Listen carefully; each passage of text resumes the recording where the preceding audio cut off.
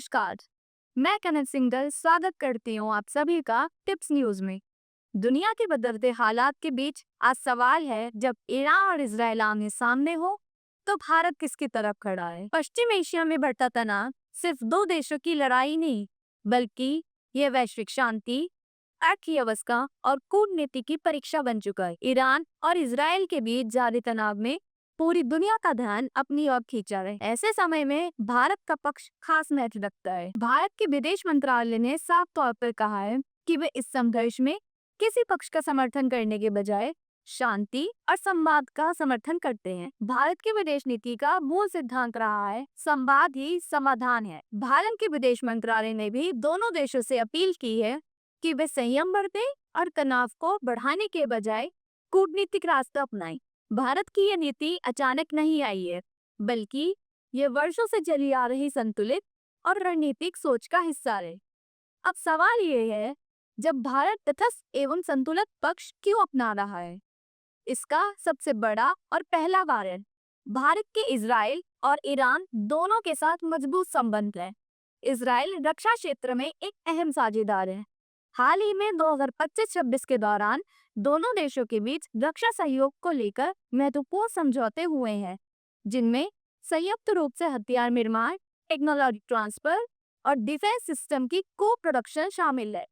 जबकि ईरान के साथ भारत के ऐतिहासिक और ऊर्जा संबंध रहे हैं।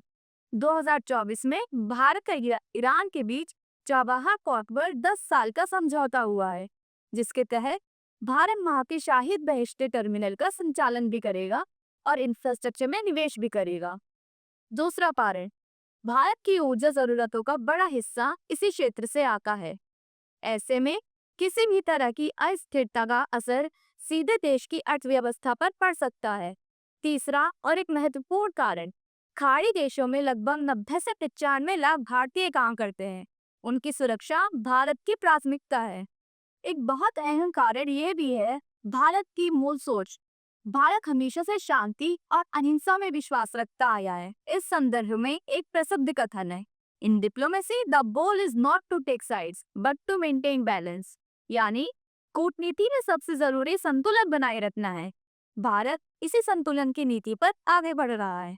हाल के समय में भारत ने कुछ अंतर्राष्ट्रीय बयानों से दूरी बनाकर यह भी दिखाया है कि वह अपनी स्वतंत्र विदेश नीति को प्राथमिकता देता है। भारत का स्पष्ट संदेश है, संघर्ष नहीं संवाद, तनाव नहीं स्थिरता। इस पूरे घटनाक्रम का असर सिर्फ राजनीति तक सीमित नहीं है, यह व्यापार, तेल की कीमतों और वैश्विक बाजारों को भी प्रभावित कर रहा है। गौर कीजिए आंकड़ों पर, कच्चे तेल की कीमत $160 प्रति बैरल से बढ़कर $150 प्रति बैरल तक की जा सकती है। अब देखना दिलचस्प होगा कि आने वाले समय में यह स्थिति किस दिशा में जाती है। चलिए देखते हैं आगे क्या होगा। अभी के लिए आपसे विदा लेती हूँ, फिर मिलेंगे आपसे कुछ नई जानकारियों के साथ। मैं कनक सिंघल, कैमरा पर्सन हिमांशु बल्ला के साथ।